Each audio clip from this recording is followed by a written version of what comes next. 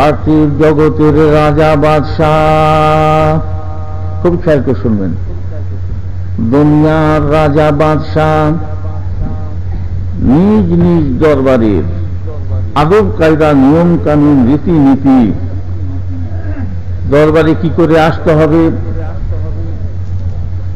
কি করে দাঁড়াতে হবে, কি করে কথা বলতে হবে, কিভাবে সালাম দিতে হবে, দরবারের আদব কায়দা নিয়ম কানুন রীতিনীতি দুনিয়ার রাজা বাদশাহ তারা নিজেরাই রচনা করে, ঠিক করে। রাজার কর্মচারী জনসাধারণ কাছে রাজদরবারের আদব কায়দা সম্পর্কে জানিয়ে দেয়। যারা রাজদরবারের আদব কায়দা নিয়ম কানুন মেনে চলে, বাদশাহ রাজা তাদের পুরস্কৃত করেন, ইনাম দেন, বকশিশ দেন।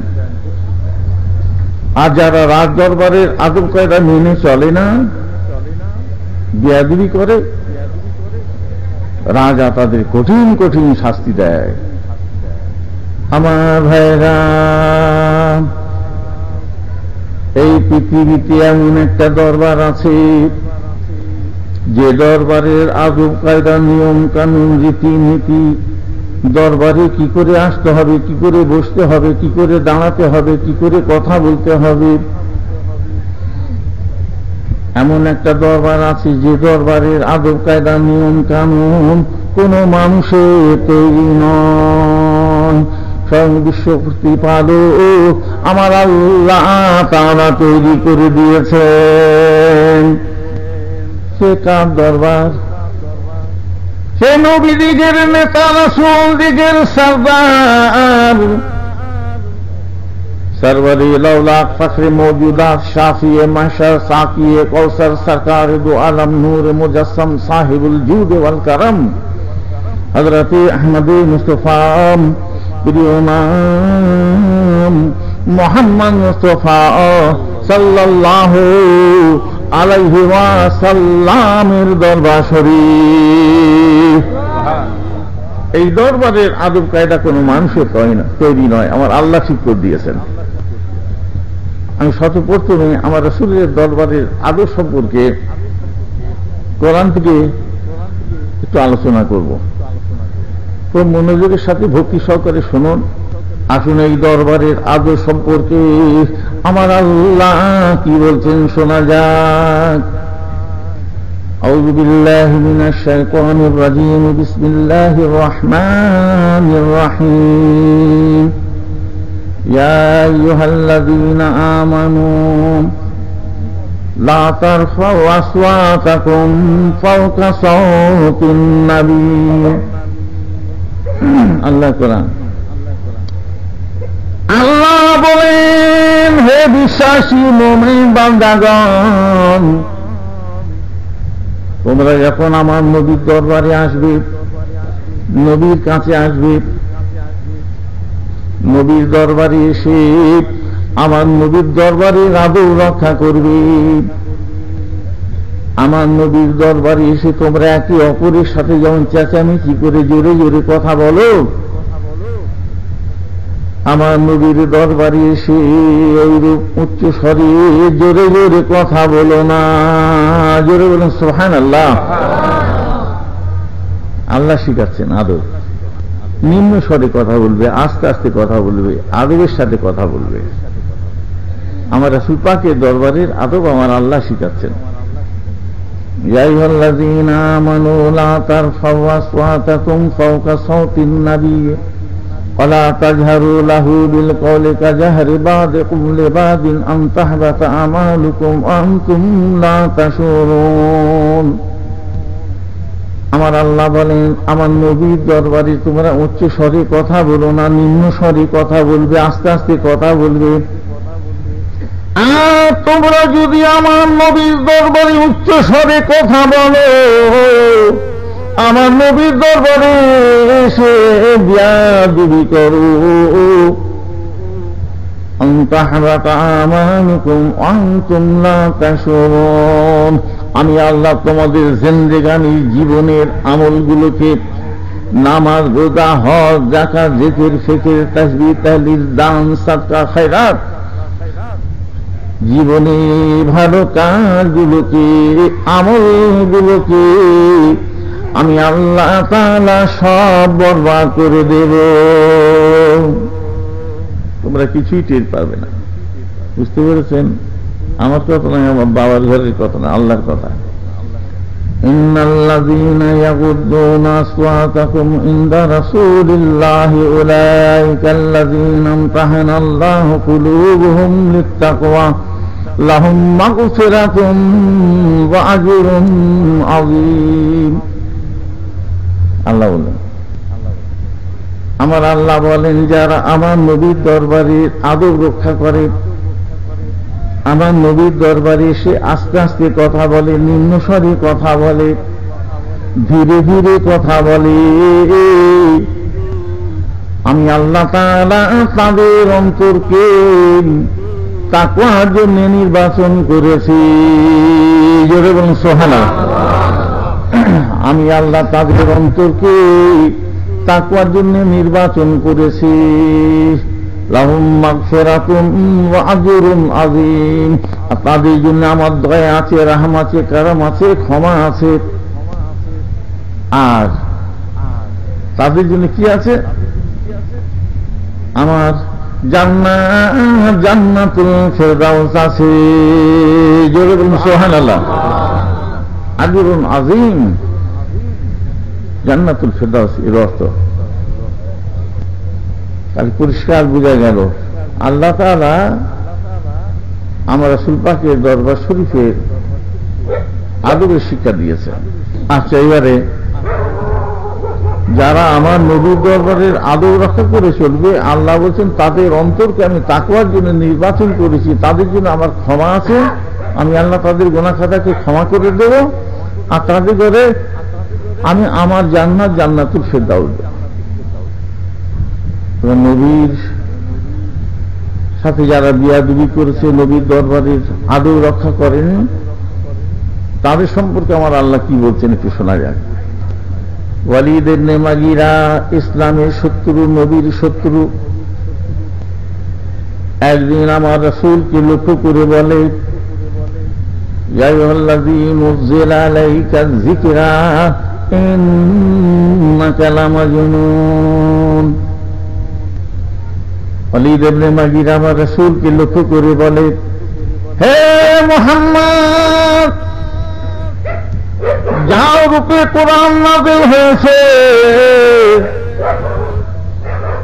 মুহাম্মদ তুমি একটা দিওয়ানা, তুমি একটা মজনুন, তুমি একটা বদ্ধ পাগল। ওয়ালিদ ইবনে মুগীরা আমার রাসূলকে বলল, মুহাম্মদ তুমি একটা বদ্ধ পাগল, মজনুন, দিওয়ানা, পাগল। এটা সম্মানসূচক কথা হলো না বিয়াদব সূচক কথা হলো?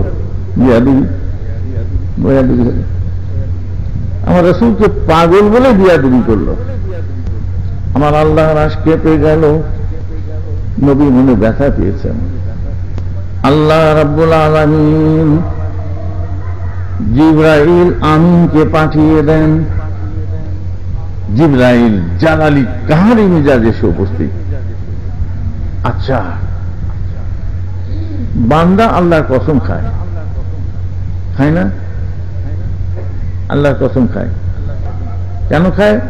কাজের গুরুত্ব যাতে বাড়ে, কথাটা যাতে মানুষ মেনে নেয়, অ্যাকসেপ্ট করে নেয়, গুরুত্ব দেয়, প্রাধান্য দেয়, তাই বান্দা কসম খায়। দেখবেন কথার গুরুত্ব বাড়াবার জন্য কালকে সব ঘরে গিয়ে যেন ঘন ঘন সব উঠতে বসতে কসম খাবেন না, যেন যদি ছোট ছেলে বলেছে কসম খেতে, গুরুত্ব বাড়বে কাজের। সব গিয়ে লাইন দিয়ে সব কসম খেতে থাকবেন, উঠতে বসতে, চলতে ফিরতে, কথায় বার্তায়, চালে চলনি, সব কথায় কথায় কসম খাবেন। খবরদার, মিথ্যা কসম খাওয়া কঠিন গোনা, কসম খেয়ে কসম ভঙ্গ করা কঠিন গোনা, তার কাফারা আছে, দিতে হবে। বান্দা আল্লাহর কসম খায়। আল্লাহ কি কারোর জন্য কসম খায়? কি খায়? আল্লাহ বলবেন আর মুহাম্মদ সাল্লাল্লাহু আলাইহি সাল্লাম সেটা গ্রহণ করবেন না, অ্যাকসেপ্ট করবেন না, মানবেন না, নেবেন না, এমন আবার হতে পারে। আমার ভাইরা,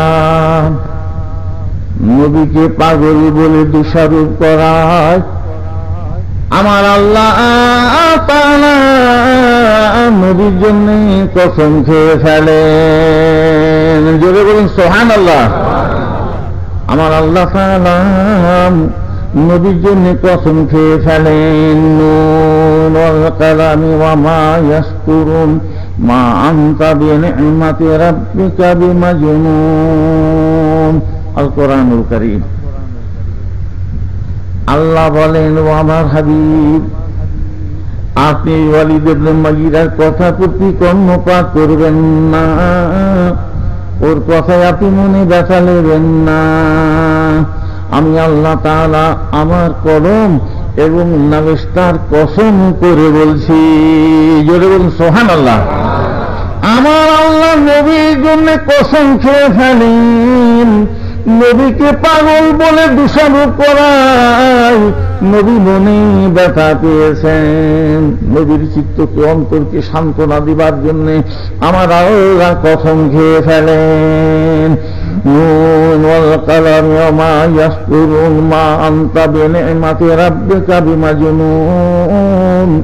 ও আমার হাবিব, আমি আল্লাহ তাআলা কসম করে বলছি, আমার নাবেস্তা, আমার লেখনী কসম করে বলছি, আপনি খোদার ফজলে, খোদার রহমতে পাগল নন। জোরে বলুন সুবহানাল্লাহ। পাগল বললো ওয়ালিদ ইবনে মুগীরা, আর সান্ত্বনা দিয়ে নবীকে কসম কে বলছেন? আল্লাহ। আমি আল্লাহ কসম করে বলছি, ওর কথায় আপনি কর্ণপাত করবেন না, মনে ব্যথা নেবেন না। আমি আল্লাহ কসম করে বলছি, আপনি খোদার ফজলে, খোদার রহমতে পাগল নন। ওয়াইন্নাকা লাআজরা গায়রা মামনুন, আপনার জন্য নিরাবাচ্ছিন্ন পুরস্কার আছে। খুশি করার জন্য আমার আল্লাহ বলছেন, আপনার জন্য নিরাবাচ্ছিন্ন পুরস্কার আছে, আপনার জন্য জান্নাতুল ফেরদাউস আছে।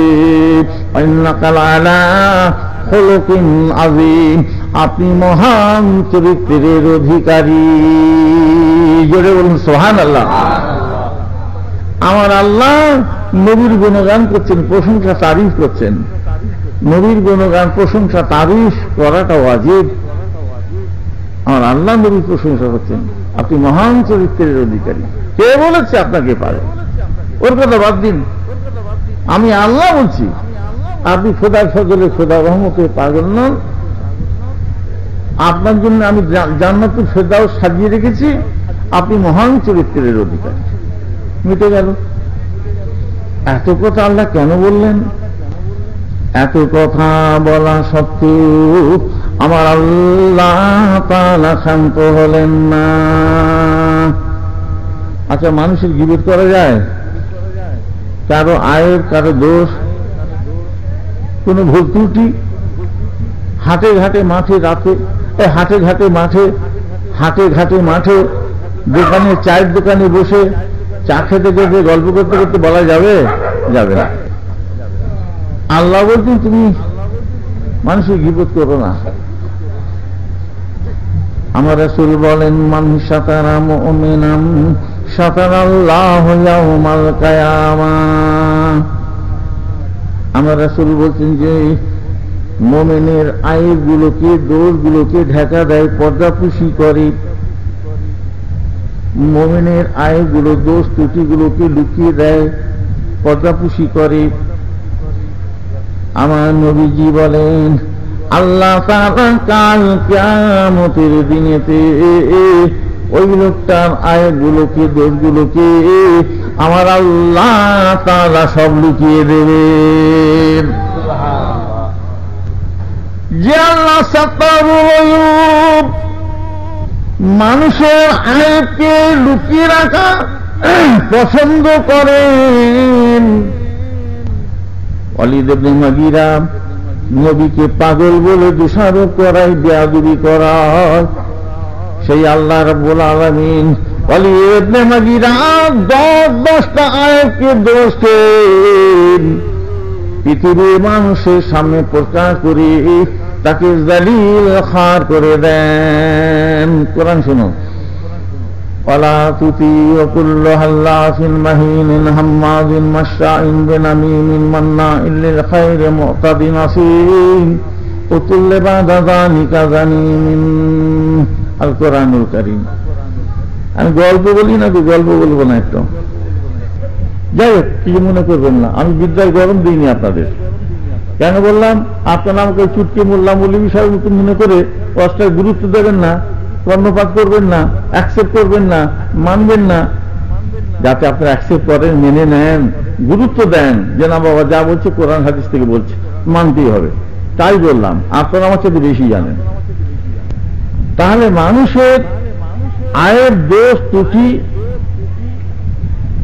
প্রকাশ করা নিষেধ, বলা যাবে না। হাটে ঘাটে মাঠে দোকানে বলা যাবে না, বলা যাবে না, বলা নিষেধ। বিশেষ করে মুসলমানের আয়ের বলা যাবে না, লুকিয়ে রাখতে হবে, চাপা দিতে হবে। আল্লাহ নবী বললেন, তুমি যদি মুমিন মুসলমানের আয়াতগুলোকে লুকিয়ে দাও, আল্লাহ তোমার কিয়ামতের দিনে আয়াতগুলো, দোষগুলো, গুনাহগুলোকে সব লুকিয়ে দেবেন। বলুন সুবহানাল্লাহ।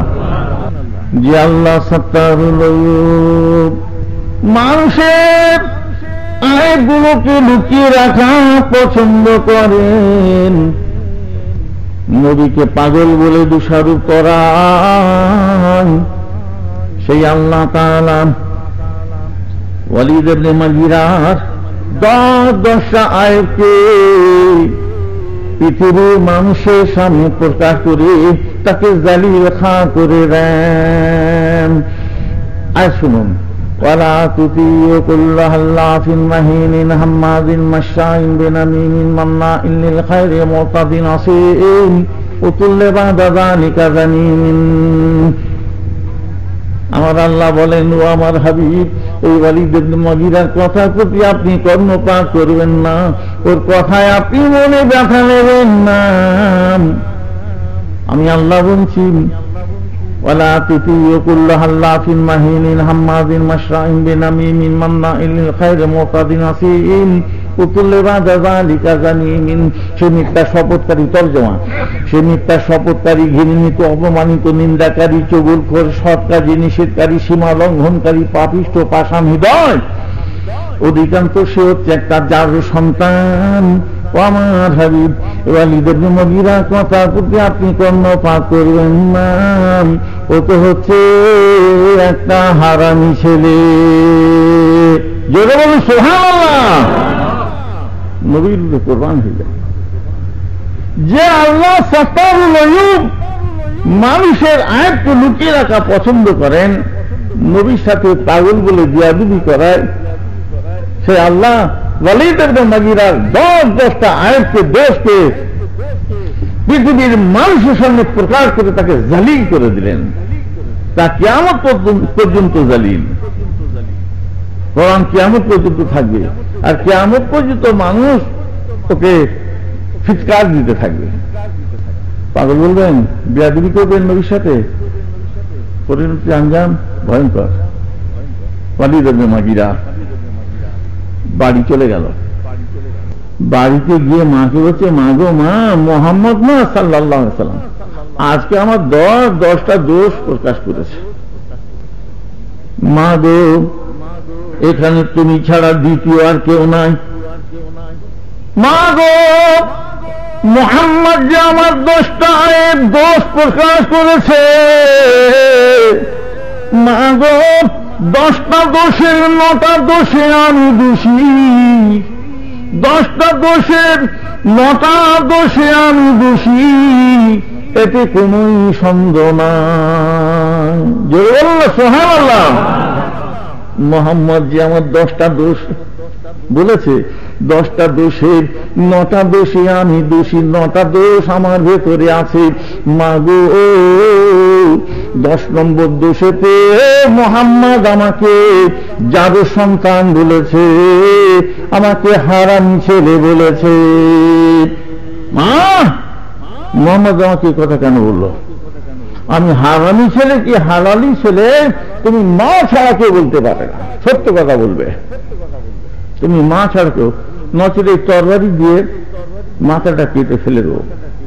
কতই করে বলো, মুহাম্মদ আমাকে কথা কেন বলল? যে 10টা দোষ আমার বলেছে, আমি 10টা দোষের 9টা দোষে দোষী, 9টা দোষ আমার মধ্যে একাই মেনে নিচ্ছি।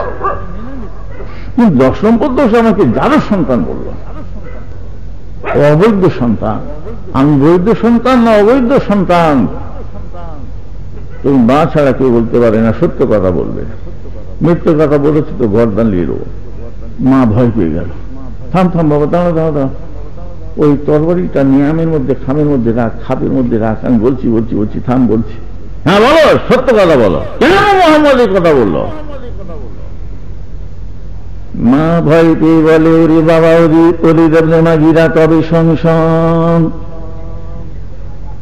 তোর বাপ ছিল না আমার পুরুষত্বহীন, বাচ্চা উৎপাদন করার ক্ষমতা ছিল না, একটা অসুস্থ, ব্যারামী, দুর্বল, কমজোর মানুষ, ফলে আমার কোনো ছেলে দিলে হয়নি। কিন্তু তোর বাপ অগাধ ধন সম্পত্তির মালিক ছিল, অগাধ ধন সম্পত্তির মালিক ছিল। ওরে বাবা ওয়ালিদ ইবনে মাগিরা,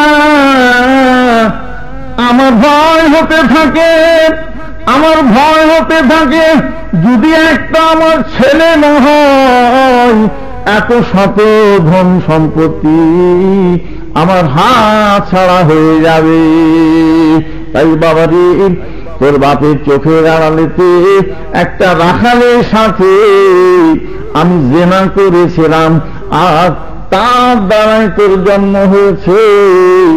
বাবারে, মুহাম্মদ সত্য কথা বলেছে, মুহাম্মদ সত্য কথা বলেছেন। বাবারে, তুই হচ্ছিস একটা হারামি ছেলে। সুবহানাল্লাহ। বেয়াদবদের পরিণতি আঞ্জাম দেখেছ? আমি তো সব কোরআন থেকে বলছি। এত কথা বলেও আমার আল্লাহ ক্ষান্ত হলেন না।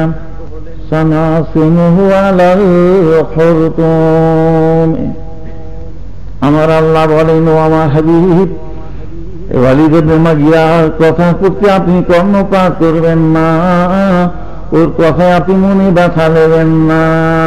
আমি আল্লাহ বলছি, ওর মৃত্যুর সময়েতে, মরণের সময়েতে আমি আল্লাহ ওর মুখটাকে এমন কালো কসরি করে দেব, মুখটাকে এমন বিশ্রী করে দেব, বৎসরত করে দেব, এমন কালো করে দেব, যাতে করে ওর অন্তরে কালি মুখমণ্ডলিতে ধরা পড়ে। আর পরকালের শাস্তি তো জাহান্নামের জন্য অবধারিত, ও জাহান্নামে যাবে। এরপরও বিয়াদবি করবেন, নবীর সামনে কি করবেন? ছোট বড় কথা বলবেন, বেয়াদবদের পাল্লাই করে বেয়াদবি করে ঈমান নষ্ট করবেন। একটা বইতে লেখা হয়েছে, रसूल की चाहने से कुछ नहीं होता। ठीक है, কথাটা লেখা আছে, ইবারতটা বললাম, रसूल की चाहने से कुछ नहीं होता। রসুল কিছু চাইলে সেটা পূরণ হয় না, আল্লাহ পূরণ করেন না। আপনার আমার চাওয়া রসুলের চাওয়া সমান। রসুল আল্লাহর কাছে কিছু চাইলে তা পায় না। বলুন না নাউজুবিল্লাহ। এখনই মোল্লা মৌলভী সাহেবের কথা শুনবেন। আম্মা জান আয়েশা সিদ্দিকা রাদিয়াল্লাহু তাআলা আনহা, বুখারী শরীফের হাদিস, আম্মা জানের কথা শুনবেন। আম্মা জান আয়েশা বলেন, মা রাব্বুকা ইল্লা ইসারিউ ফি হাওয়াকা। আম্মা জান আয়েশা বলেন, ইয়া রাসূলুল্লাহ, ইয়া হাবিবাল্লাহ, হুজুর গো, আমি আয়েশা দেখি আল্লাহ তাআলা আপনার মনের কামনা বাসনাকে পূর্ণ করতে এক বিন্দু মাত্র দেরি করেন না। আল্লাহ আপনার মনের কামনা বাসনাকে পূর্ণ করতে এক বিন্দু মাত্র দেরি করেন না। আপনি যা চান সঙ্গে সঙ্গে আল্লাহ পূরণ করে দেন। আর এই মরিষা হচ্ছে পূরণ হয় না। কথাটা বিয়াদবি সুযোগ কথা। আচ্ছা, আল্লাহ আমার রাসূলের মনের কামনা বাসনা কেমন পূরণ করেছেন কোরআন থেকে বলি। আমার ভাইরা, আল্লাহ নবী যখন মক্কা থেকে মদিনা হিজরত করেন, আল্লাহ নবী মদিনায় এসে বাইতুল মুকাদ্দাসের দিকে মুখ করে নামাজ পড়েন। বাইতুল মুকাদ্দাস কোথায় আছে বলুন না চট করে। বাইতুল মুকাদ্দাস কোথায় আছে গো? জেরুজালেমে। কাদের দখলে আছে? ইসরায়েলদের দখলে, ইহুদিদের দখলে। কোরআনের ভাষায় যাকে মসজিদে আকসা বলা হয়েছে। আল্লাহ নবী মদিনায় এসে বাইতুল মুকাদ্দাসের দিকে মুখ করে নামাজ পড়েন বিশেষ কারণে। ওই দূর দিয়ে একটা রাস্তা ছিল, কিছু ইহুদি লোক চলে যাচ্ছে, যেতে যেতে ঠাট্টা করছে, দেখ দেখ এই মোহাম্মদকে দেখ সাল্লাল্লাহু আলাইহি ওয়াসাল্লাম, এ না আমাদের বিরোধিতা করে, আমাদের মুখালিফাত করে, ইসলাম ধর্মের প্রচার করে, আর আমাদের বিরোধিতা করে, মুখালিফাত করে। দেখ না আবার আমাদের কেবলার দিকে মুখ করে নামাজ পড়ে, দেখ না আমাদের কেবলার দিকে মুখ, বাহ, আমাদের বিরোধিতাও করবে, মুখালিফাতও করবে, আবার আমাদের কেবলা নেবে, শান নিজের কেবলা হবে, বাহ বেশ। হুজুর পাক কথাটা শুনলেন, শুনে মনে মনে বলছেন, আল্লাহ শুনেছো, আমি বাইতুল মুকাদ্দাসের দিকে মুখ করে নামাজ পড়ছি বলে ইহুদিরা আমাকে ঠাট্টা করছে। ওই দিন থেকে আমাদের নবীর মনে মনে হয়, আল্লাহ এই বাইতুল মুকাদ্দাসের পরিবর্তে আমার বাপ দাদা ইব্রাহিম ইসমাইলের তৈরি বাইতুল্লাহটা যদি আমার কেবলা হতো কতই না ভালো হতো। এটা আমার রাসূলের মনের কথা। এই চিন্তা ভাবনা নিয়ে আমাদের নবী ঘোরাফেরা করেন, আর মাঝে মাঝে আকাশের দিকে মাথাটাকে তুলে তুলে দেখেন, কখন জিবরাইল আসবে, কেবলা পরিবর্তনের আয়াত আনবে, এই না ভেবে, এই না আশায় আমার রাসূল মাথাটা তুলে তুলে আকাশের দিকে দেখেন। আমার ভাইরাম, আমার রাসূলের এই মাথা তুলে তুলে আকাশের দিকে দেখা, এই মাথা তুলে তুলে দেখাটাকেও আমার আল্লাহকে এত ভালো লেগে গেল। আমার আল্লাহ তাআলা কোরআন মজিদের ভেতরে এই মাথা তুলে তুলে দেখাটাকে উল্লেখ করে দিয়েছেন। কাদ নারা তাকাল্লুবা ওয়াজহিকা ফিস সামায়ে, আল কোরআনুল কারীম। ও আমার হাবিব, আপনার ওই মাথা তুলে তুলে আকাশের দিকে দেখা, আপনি কেন দেখেন, কি কারণে দেখেন, মুখে বলেন না বটে, কিন্তু আমি আল্লাহ তাআলা আপনার মনের খবর টের পেয়ে গেছি। সুবহানাল্লাহ, আমি আল্লাহ আপনার মনের খবর জানতে পেরেছি, টের পেয়েছি। ও মৌলী সাহেব বলছে, रसूल की चाहने से कुछ नहीं होता। আম্মাজান আয়েশা বুখারী শরীফের হাদিস বলছেন, আমি আয়েশা দেখি, ইয়া রাসূলুল্লাহ ইয়া হাবিবাল্লাহ, আমি আয়েশা দেখি আল্লাহ আপনার মনের কামনা বাসনাকে পূর্ণ করতে এক বিন্দু মাত্র দেরি করেন না, সঙ্গে সঙ্গে পূরণ করে দেন। দেখুন আল্লাহ কেমন আমার রাসূলের মনের কামনা বাসনাকে পূরণ করছেন। নবী কেবলা পরিবর্তন চান, বাইতুল মুকাদ্দাসের পরিবর্তে বাইতুল্লাহকে কেবলা চান। আমার আল্লাহ বলেন, ফালানুওয়াল্লিয়ান্নাকা কিবলাতান তারদাহা,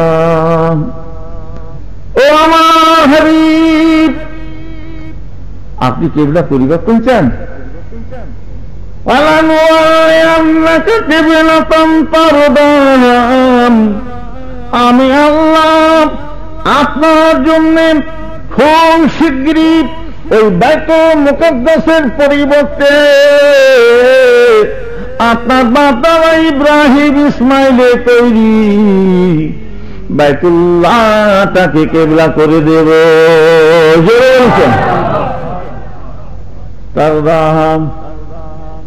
আপনি তখন রাজি হয়ে যাবেন, আপনি সন্তুষ্ট হয়ে যাবেন, আপনি খুশি হয়ে যাবেন। আমি আল্লাহ কেবলা পরিবর্তন করে বাইতুল্লাহকে কেবলা করে আপনাকে সন্তুষ্ট করে দেব, আপনাকে খুশি করে দেব, আপনাকে রাজি করে দেব। আপনি যাতে রাজি, আমি আল্লাহ তাতে রাজি। বলে বলছেন তার মানে আপনি যাতে রাজি, আমি আল্লাহ তাতে রাজি। ঠিক আছে, তার দোহার ব্যাখ্যা করছি, খুব খেয়াল করে মনে রাখবেন, কথাটা খেয়াল রাখবেন। তার দোহা আপনাকে রাজি করে দেব, আপনি যাতে রাজি, আমি আল্লাহ। তার দোহার আসল মানে হচ্ছে আপনি যাতে রাজি, আমি আল্লাহ তাতে রাজি। আল্লাহ বলেন, ও আদম, গন্ধম ফল খেলে কেন, গন্ধম ফল খেলে কেন, যাও জমি নিয়ে যাও, খেয়েছিলেন কিনা গাছের ফল? বিস্তারিত বলবো না, ইশারা। জমিনে যাও। আদম কি বলছে? না যাবনি বলেছিল। মাজাল আছে আদমের? আদম জমিনে যাও। আদম বলে, মওলা তুমি যাতে রাজি আমি তাতে রাজি। আদম জমিনে যাও, মওলা তুমি যাতে রাজি আমি তাতে রাজি। ওই ইব্রাহিম নবী নমরুদের আগুনে ঝাঁপ দাও, প্রবেশ করো, মওলা তুমি যাতে রাজি আমি তাতে রাজি। ওই ইসমাইল তোমার গলায় ছুরি চালানো হবে, তোমাকে কোরবানি দেওয়া হবে, জবা করা হবে, মওলা তুমি যাতে রাজি আমি তাতে রাজি। ওই ইয়াকুব নবী তোমার ছেলের জুদাইতে তোমার চোখের জ্যোতি আলো নিয়ে নেব, মওলা তুমি যাতে রাজি আমি তাতে রাজি। ও মুসা নবী যাও তোর পাড়ে কিছুদিন কাটাও, মওলা তুমি যাতে রাজি আমি তাতে রাজি। ও নূহ নবী তোমার বেটা কেনানকে সমুদ্রে ঘার করে দেব, ডুবিয়ে দেব, মওলা তুমি যাতে রাজি আমি তাতে রাজি। ও ইউনুস বনে মাটি যাও মাছের পেটে যাও, নির্দিষ্ট সময়ে বার করব, মওলা তুমি যাতে রাজি আমি তাতে রাজি। ওই ইউসুফ নবী জুলেখা বদনাম করবে, জেলে যেতে হবে, মওলা তুমি যাতে রাজি আমি তাতে রাজি। আমার ভাইরাম যত আম্বিয়া সালাম যত নবী রাসূলেরা এসেছেন সকলে এক কথাই বলেছেন, মওলা তুমি যাতে রাজি আমি তাতে রাজি। কিন্তু আমার ভাইরাম যখন কিবলা পরিবর্তনের পালা এলো, আমার আল্লাহ বলেন, ও আমার হাবিব তুমি যাতে রাজি আমি আল্লাহ তাতে রাজি। আল্লাহু আকবার, কিবলা পরিবর্তনের পালা এলো, আমার আল্লাহ বলেন, ও আমার হাবিব তুমি যাতে রাজি আমি আল্লাহ তাতে রাজি। ফাওয়াল্লি ওয়াজহাকা শাতরাল মাসজিদিল হারাম। অর্ডার হয়ে গেল। আমার রাসূল মসজিদে বানু সালমাতে নামাজ পড়ছিলেন। আবু বকর মুক্তাদি, ওমর মুক্তাদি, উসমান মুক্তাদি, আলী মুক্তাদি, আব্দুর রহমান বিন আওফ মুক্তাদি, সাদ বিন মাজ মুক্তাদি, হুরায়রা মুক্তাদি, হুযায়ফা মুক্তাদি, কালু বেলাল মুক্তাদি, আমাদের নবী ইমাম। হুজুরের মনে মনে হয়, আল্লাহ তুমি তো বলেছো কিবলা পরিবর্তন করে দেবে, কবে দেবে আল্লাহ? একটু তাড়াতাড়ি হলে ভালো হতো। এটা আমার আসলে মনের কথা। এইরূপ চিন্তা ভাবনা নিয়ে আমাদের নবী ঘোরাফেরা করেন আর মসজিদে বানু সালমাতে নামাজ পড়ছেন। হাদিসের মধ্যে খেলাফ হয়ে গেছে, কোন রাবি বলছেন আসরের, কেউ বলছেন জোহরের। যাই হোক, যে কোনো এক ওয়াক্তের নামাজ আমার রাসূল সাহাবাদের নিয়ে পড়ছেন। আর মনে মনে হয়, আল্লাহ কিবলা তো পরিবর্তন করে দেবে বলেছে, কবে দেবে আল্লাহ? একটু তাড়াতাড়ি হলে ভালো হতো। এইরূপ চিন্তা ভাবনা নিয়ে আমাদের নবী নামাজ পড়ছেন। আল্লাহ জিবরাইল আমিনকে পাঠিয়ে দেন, ও জিবরাইল আমার হাবিব কিবলা পরিবর্তনটা তাড়াতাড়ি চান। ও জিবরাইল আর বিলম্ব নয়, দেরি নয়, দেরি নয়, এখন আমার হাবিব নামাজ পড়ছেন, যাও এই নামাজ অবস্থাতে আমার হাবিবের কাছে চলে যাও। জিবরাইল এসে উপস্থিত।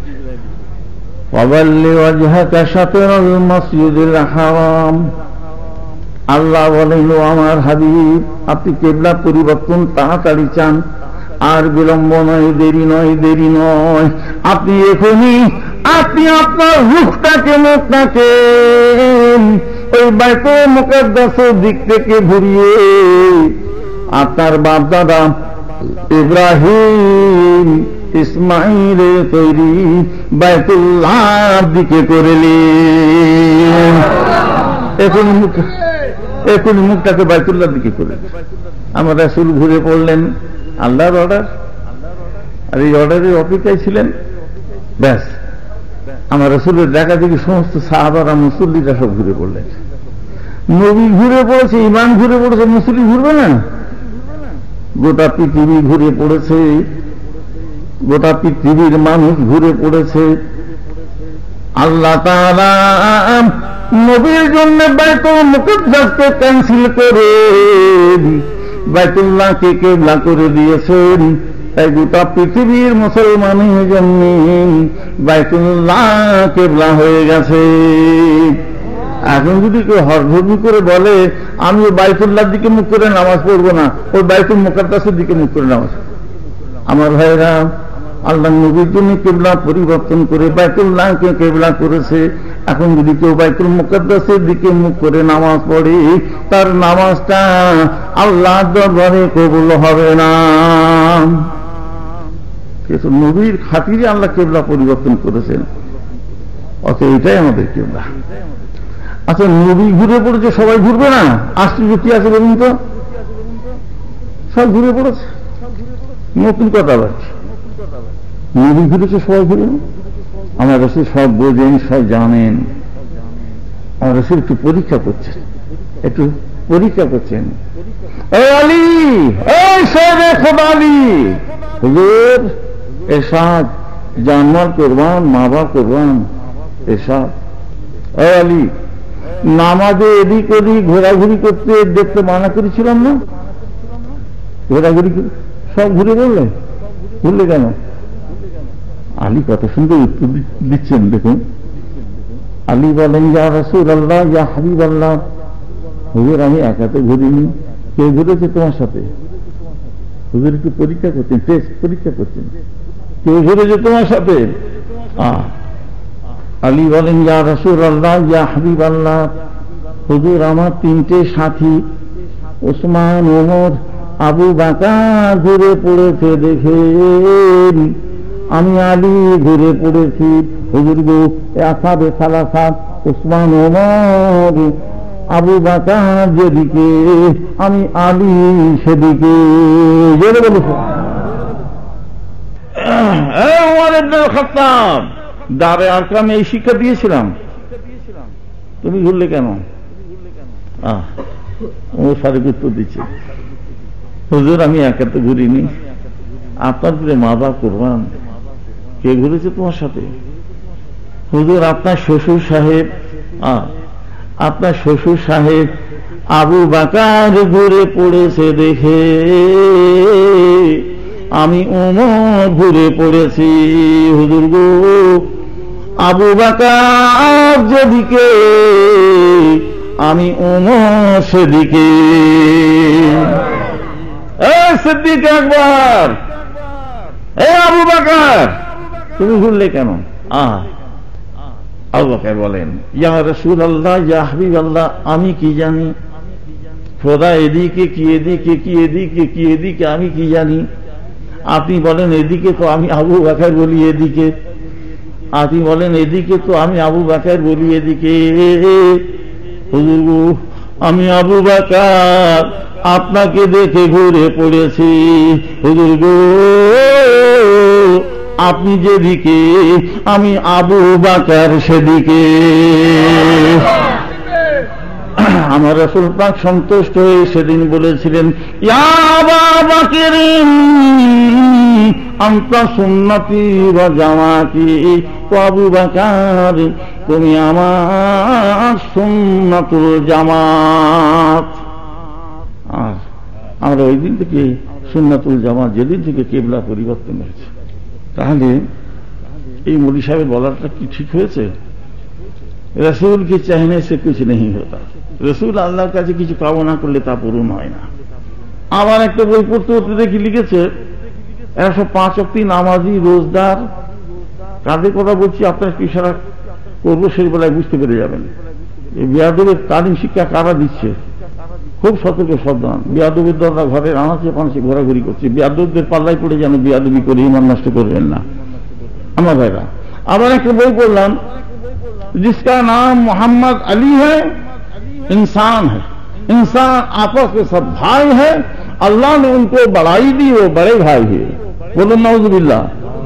আমার রাসূলের সাথে কারো তুলনা করা, সে মানুষ হোক, জিন হোক, ইনসান হোক আর ফেরেশতা হোক, আল্লাহ সৃষ্টি জগতে আল্লাহ যা কিছু সৃষ্টি করেছেন কোনো কিছুর সাথে আমার রাসূলের তুলনা করা যাবে না। তুলনা করাটা আহলে সুন্নাতুল জামাতের মসলা অনুযায়ী হারাম, তার ঈমান নষ্ট হয়ে যাবে, ঈমান নষ্ট। আমাদের রাসূল অমুকের মতন না। এখন এরা কি করছে, কোরআন খুঁজছে, কোরআনের পাতা উল্টাতে গোটা 30 পারা কোরআন পাতা উল্টে সে পারা সব শেষ হয়ে গেল। খুঁজছে যদি কোন একটা নোটস পাওয়া যায়, রসুলকে ছোট করার হেও করার কি পাওয়া যদি যায় তো একটু দেখা যাক। খুঁজে দেখে গোটা কোরআন আমার রসুলের প্রশংসা তারিফ গুণগানে ভরা। বলুন সুবহানাল্লাহ। একটা ছোট্ট পাতা পেয়ে গেছে, কুল ইন্নামা আনা বাশারুম মিসলুকুম, মুহাম্মদ তুমি বলে দাও আমি তোমাদের মতন একজন বাশার নবী, মানুষ নবী। এটাকে মাথায় খেলাচ্ছে কি করে, বাশার মানুষ, তাহলে কেমন মানুষ? আমাদের মতো মানুষ না কেমন মানুষ? না, আমাদেরই মতো মানুষ। কি করে? যেহেতু হুজুর মুসলমান, মোমেন, আমরাও মোমেনের ভাই, মুহাম্মদ সাল্লাল্লাহু আলাইহি ওয়াসাল্লাম আমাদের ভাই। কেমন ভাই? বড় ভাই। দেখছেন ফিট করছে কিভাবে। পরে কিন্তু আল্লাহ বলেছেন ইউহা ইলাইয়া, মুহাম্মদ তুমি বলে দাও আমার কাছে আল্লাহর ওহী আসে। তাহলে আকাশ পাতাল তফাৎ হয়ে গেল। আপনার আমার সাথে আকাশ পাতাল তফাৎ। আপনার আমার কাছে ওহী আসে, কোরআন আসে, কোরআন নাযিল হয়েছে, আল্লাহ ফেরেশতা জিবরাইল আসে, তাহলে তফাৎ হয়ে গেল। এই আয়াতের ব্যাখ্যায় মুফাসসিরিনরা কত রকমের ব্যাখ্যা করেছেন, সেসব ব্যাখ্যা করার সময় আমার নেই। আমি একটা সহজ সরল ব্যাখ্যা করি, আপনারা শুনবেন। কি গো শুনবেন? আল্লাহ কেন বললেন মুহাম্মদ তুমি বলে দাও আমি তোমাদের মতন একজন বাশার নবী?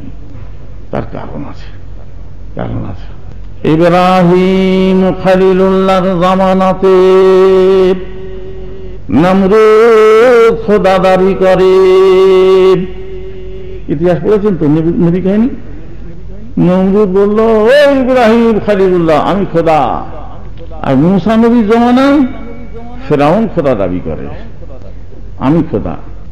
ইব্রাহিম খলিলুল্লাহ নমরুদকে চ্যালেঞ্জ করেন, ওরে নমরুদ তুই যদি খোদা হোক, আমার খোদা তো জিন্দাকে মুর্দাকে জিন্দা করে দেখান। আমার খোদা জিন্দাকে মুর্দাকে জিন্দা করে। তুই যদি খোদা হোক তো জিন্দাকে মুর্দাকে জিন্দা করে দেখান। নমরুদ খুব ধূর্ত, কি করলো জানেন? কয়েকখানা থেকে দুটো বন্দীকে আনলো। একটা বন্দীর মৃত্যুদণ্ড হয়েছে, তাকে কতল করে দেওয়া হবে, মৃত্যুদণ্ড। আর একটা বন্দীর সাজা মকুফ হয়ে গেছে, মাফ হয়ে গেছে, সাজা খেটে এবার তার ছাড় হয়ে গেছে, তাকে ছেড়ে দেওয়া, আজাদ করে দেওয়া হবে, স্বাধীন। নমরুদ কি করলো বললে জানেন? যা সাজা মাফ হয়ে গেছে ছেড়ে দেওয়া হবে, তাকে কতল করে দিল। আল্লাহ ইব্রাহিম ও তো বেঁচে গেছিল, আমি মেরে দিলাম। আর এই মরণ অনিবার যে কোন ফাঁসি হবে, যা তুই চলে যা, আল্লাহকে বাঁচিয়ে দিলাম। ইব্রাহিম খলিলুল্লাহ কম দূরত্ব নয়, খুব দূরত্ব। আচ্ছা ঠিক আছে। ইব্রাহিম খলিলুল্লাহ নমরুদকে আবার একটা চ্যালেঞ্জ ছুঁড়ে মারেন, ওরে নমরুদ তুই যদি খোদা হোক, আন্না রাব্বি ইয়াতি বিশ-শামসি মিনাল মাশরিকি ফাতু বিহা মিনাল মাগরিব। ওরে নমরুদ তুই যদি খোদা হোস, আমার খোদা তো পূর্ব দিক থেকে সূর্য উদয় করেন। তুই যদি খোদা হোস তো পশ্চিম দিক থেকে সূর্য উদয় করে দেখা। পশ্চিম দিক থেকে সূর্য উদয়। নমরুদ বিপদে পড়ে সর্বনাশ, এই পশ্চিম দিক থেকে সূর্য কি করে উদয় করে দেখাবো? আমার খোদাই দাবি গেল, বুঝা সব শেষ হয়ে গেল। মাথা নত, এই নমরুদ আমার খোদা পূর্ব দিক থেকে সূর্য উদয় করে, তুই যদি খোদা হোক তো পশ্চিম দিক থেকে উদয় করে দেখা। নমরুদ মাথা নত করে লজ্জিত, শর্মিন্দা। এক সময় নমরুদ অপারগতা প্রকাশ করলো যে না, এটা আমার দ্বারা সম্ভব, সব ঠান্ডা। আমার আল্লাহ কেন বললেন কুল ইন্নামা আনা বাশারুম মিসলুকুম, মুহাম্মদ তুমি বলে দাও আমি তোমাদের ন্যায় একজন মানুষ নবী। কেন আল্লাহ মানুষ শব্দটা বললেন? তার কারণটা এবার শুনুন। ইব্রাহিম খলিলুল্লাহর চ্যালেঞ্জ আজও কিতাবে সোনালী অক্ষরে লেখা আছে, যদি কেউ পশ্চিম দিক থেকে সূর্যোদয় করে দেখাতে পারে সে খোদা দাবি করতে পারে। ইব্রাহিম খলিলুল্লাহ চ্যালেঞ্জ। নমরুদ সেদিন পশ্চিম দিক থেকে সূর্যোদয় করে দেখাতে পারে না। আমার মুহাম্মদ সাল্লাল্লাহু আলাইহি ওয়াসাল্লাম মাকামে সাহাবাতে বসে আছেন, আসরের নামাজ পড়ে বসে আছেন। হযরত আলী এসেছেন। আলী এসে বসার সাথে সাথে আমার রাসূল আলীর কোলে মাথা রেখে শুয়ে পড়েন। আলী তখন আসরের নামাজ পড়া হয়নি। আমার রাসূল আলীর কোলে মাথা রেখে শুয়ে পড়ায়। আলী চুপচাপ বসেই আছেন। একসময় আমার রাসূল পাকের চোখটা লেগে যায়, একটু ঘুমিয়ে পড়লেন। ক্লান্ত নবী একটু ঘুমিয়ে পড়েছেন আলীর কোলে মাথা। সূর্য অস্ত যাচ্ছে, আলী চুপচাপ বসে আছেন। সূর্য অস্ত যাচ্ছে, আলী চুপচাপ বসে আছেন। সূর্য অস্ত যাচ্ছে, আলী চুপচাপ বসে আছেন। এক সময় সূর্য অস্তমিত হয়ে গেছে, সূর্য ডুবে গেছে। হযরত আলী আসরের নামাজটা কাজা হয়ে গেছে। কি বুঝলেন? শেরে খোদা হযরতে আলী রাদিয়াল্লাহু তাআলা আনহু আমার রাসূলের ঘুমের বিনিময় নামাজের নতুন একটা ইবাদতকে কোরবান করে দিয়েছেন। আলী নড়াচড়া করেন না, এই না ভেবে যদি নড়াচড়া করি আমার দয়ার নবী ঘুমোচ্ছেন, দয়ার নবীর ঘুমটা ভেঙে যাবে। সূর্য ডুবে গেছে, আলীর আসরের নামাজটা কাজা হয়ে গেছে। আমার রাসূলের ঘুম ভেঙে গেল। আলী, হুজুর জান্নাত কুরবান, তোমাকে একটু গম্ভীর দেখছি, ব্যাপারটা কি? গম্ভীর কেন বলো? হুজুর, আমি যখন আপনার কাছে আসি তখন আমার আসরের নামাজ পড়া হয়নি। হুজুর, সূর্য ডুবে গেছে, আমার আসরের নামাজ কাজা হয়ে গেছে। ও, ইব্রাহিম খলিলুল্লাহর চ্যালেঞ্জ একই জায়গায় আছে। যদি কেউ পশ্চিম দিক থেকে সূর্যোদয় করে দেখাতে পারে সে খোদা দাবি করতে পারে। নমরুদ পশ্চিম দিক থেকে সূর্যোদয় করে দেখাতে পারেনি। আমার মুহাম্মদ আলীর কাছ থেকে এই কথা শোনার সাথে সাথে আমার মুহাম্মদ পশ্চিম দিক থেকে পূর্ব দিকে ইশারা করেন। আমার রাসূল পাকের ইশারার সাথে সাথে অস্তমিত সূর্য, ডুবে যাওয়া সূর্য পুনরায় উদয় হয়ে গেছে। সূর্য পুনরায় পশ্চিম দিক থেকে সূর্য পুনরায় উদয় হয়েছে। ইব্রাহিম খলিলুল্লাহর চ্যালেঞ্জ, যদি নমরুদ তুই যদি খোদা হতো পশ্চিম দিকে উদয় করে দেখা। ইব্রাহিম খলিলুল্লাহর চ্যালেঞ্জ, যদি কেউ পশ্চিম দিক থেকে সূর্য উদয় করে দেখাতে পারে সে খোদা দাবি করতে পারে। নমরুদ সেদিন পশ্চিম দিক থেকে সূর্য উদয় করে দেখাতে পারেনি। আবার মুহাম্মদ পশ্চিম দিক থেকে সূর্য উদয় করে দেখিয়ে দিয়েছে। ইব্রাহিম খলিলুল্লাহর চ্যালেঞ্জ অনুযায়ী দেখবেন, তো দিয়ে বসবেন না যেন। ইব্রাহিম খলিলুল্লাহ চ্যালেঞ্জ অনুযায়ী আমার মুহাম্মদ হচ্ছে খোদা। এটাই বোঝাইতো যে পশ্চিম দিককে সূর্যোদয় করে দেখাতে পারবে সে খোদা দাবি করতে পারে। তো নমরুদ করে আমার মুহাম্মদ দেখিয়ে দিয়েছে, মুহাম্মদ খোদা। फिर भी कहता हूं मेरे मोहम्मद को कोई खुदा न कहे। মানুষ খোদা বলে ফেলবে, আল্লাহ এটাই বোঝাবার জন্য আমার মুহাম্মদ আগুনের ইশারায় চাঁদ দুপুরো করে দেবে। আমার মুহাম্মদ কাকুর পাথরগুলোকে কলমা পড়িয়ে দেবে। আমার মুহাম্মদ গাছপালা শুকনো কাঠকে কলমা পড়িয়ে দেবে।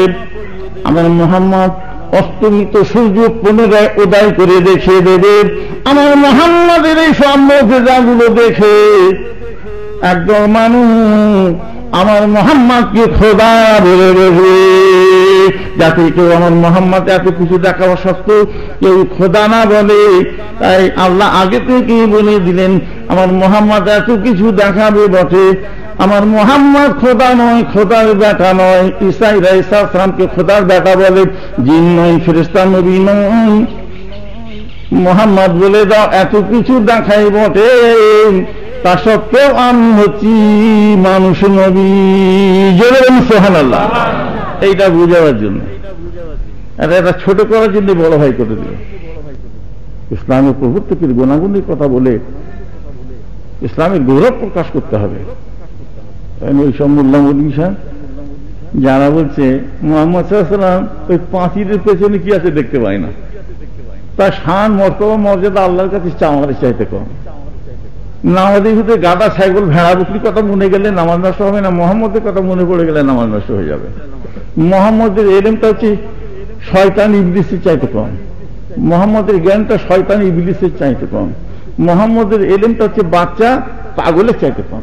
নাউজুবিল্লাহ বলুন না, নাউজুবিল্লাহ। আর কটা বলবো লোম খাড়া হয়ে যাবে। ওই তাকবীরাতুল ইমান, হিফজুল ইমান, তাহসিরুন নাস, সিরাতুল মুস্তাকিম, বারাহিনে কাতিয়া পড়ুন, বড় বড় আলেমদের লেখা। এরা সব বলে বড় আলেম মৌলানা সব, এদের এইসব হচ্ছেন আকীদা, মতবাদ, নীতি। আপনি আমি ধরতে পারবো না। ও নামাজের ঠালা বাপ,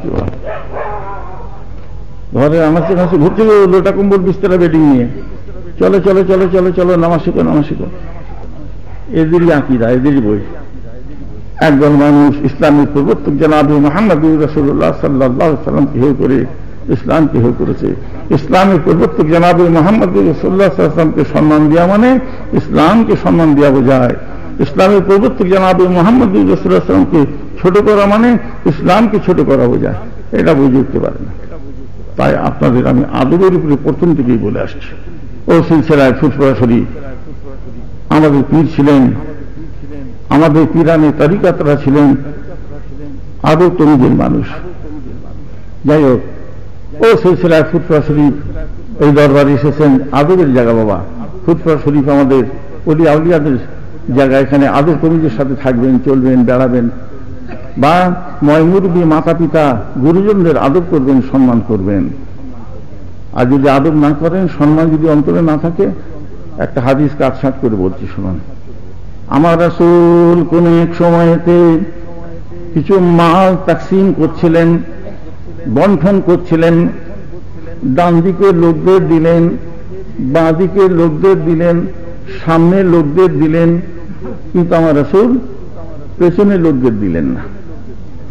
আমার রাসূল বিনা মাসলাহাতে কোনো কাজ করেন না। আল্লাহর আদেশ নির্দেশ, তার সাথে নিজের একটা মাসলাহাত বুঝে তবে কাজ করতেন, পেছনের লোককে দিলেন না। আমার নবী হচ্ছে দানের সাগর, আর সেই নবী সবাইকে দিলেন পেছন।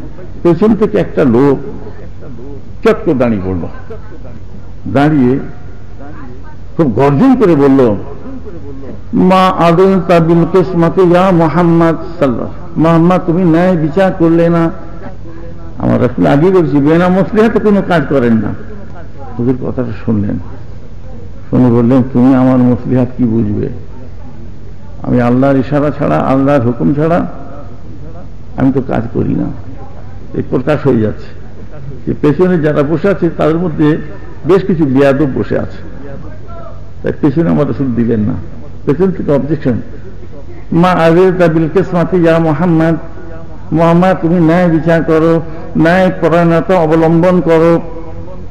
আমার রাসূল মুখটাকে ঘুরিয়ে পেছনের দিকে দেখেন, একটা কালো লোক, হাসি লোক, মাথাটা নেড়া, গায়ে সাদা পোশাক।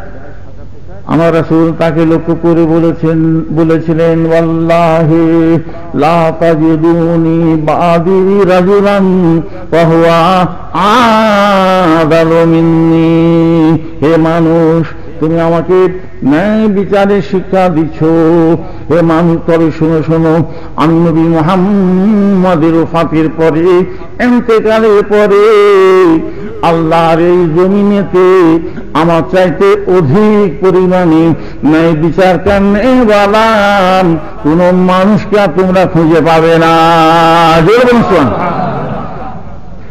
আমার রাসূলের সামনে যখনই কেউ কোনো বিয়াদবি করেছে, সাহাবারা স্থির থাকতে পারতেন না। বিশেষ করে হযরত আলী আর ওমর।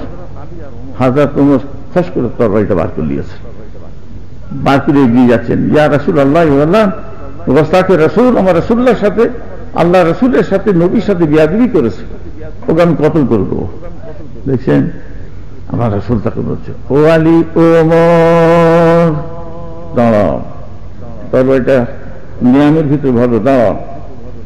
ওমর, আখিরি জমানায় একজন মানুষ এমন হবে, তাদের নামাজ, তাদের রোজা, তাদের তেলাওয়াতে কালামুল্লাহকে দেখে তারা এত বেশি বেশি নামাজ পড়বে, এত বেশি বেশি রোজা রাখবে, এত বেশি বেশি কোরআন পড়বে, তাদের নামাজ তেলাওয়াতকে দেখে তোমরা তোমাদের নামাজ, তোমাদের ইবাদত বন্দেগীকে তুচ্ছ সামান্য বলে মনে করবে। ওরা তোমাদের থেকে বেশি বেশি নামাজ পড়বে, বেশি বেশি ইবাদত বন্দেগী করবে, কিন্তু শুনে রেখে দাও, ওদের অন্তরেতে আমি নবী মুহাম্মদের ভালোবাসা, ওদের অন্তরেতে আমি নবী মুহাম্মদের সম্মান, তাজিম, আদর না থাকার কারণে ওরা দিন থেকে, ধর্ম থেকে, ইসলাম থেকে এমন ভাবে খারেজ হয়ে যাবে, বেরিয়ে যাবে। ওদের অন্তরে আমি নবী মুহাম্মদের সম্মান না থাকার কারণে ওরা দিন থেকে, ধর্ম থেকে, ইসলাম থেকে খারেজ হয়ে যাবে। অথচ তারা বেশি বেশি নামাজ পড়বে, বেশি বেশি রোজা তেলাওয়াত করবে, কিন্তু আমার সম্মান মহব্বত তাদের অন্তরে থাকবে না। নামাজ পড়লেই হলো। আগে ইমানকে মজবুত করুন। সবচেয়ে বড় জিনিস হচ্ছে আকীদা, ইমান। আমল মদারে নাজাত नहीं है, ইমান মদারে নাজাত। আমল তোমাকে নাজাত দিতে পারবে না, ইমান তোমাকে নাজাত দিতে পারবে।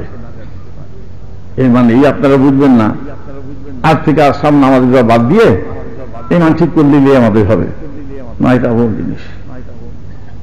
যত বড়ই গুনাহগার হোক, নামাজ পড়েনি, রোজা রাখেনি, তাড়ি খেয়েছে, মদ খেয়েছে, গাঁজা খেয়েছে, যদি ইমানটা তার ঠিক থাকে, জেলখানায় জেল খেটে যেমন কয়েকদিকে ছেড়ে দেওয়া হয়, জাহান্নামে আজাদ দিয়ে শাস্তি দিয়ে ছেড়ে দেওয়ার একটা সুযোগ থাকবে, আছে। তার নাজাতের একটা উপায় আছে, আমার রাসূল বলেছেন, জেল খেটে একদিন না একদিন তাকে নাজাত দেওয়া হবে।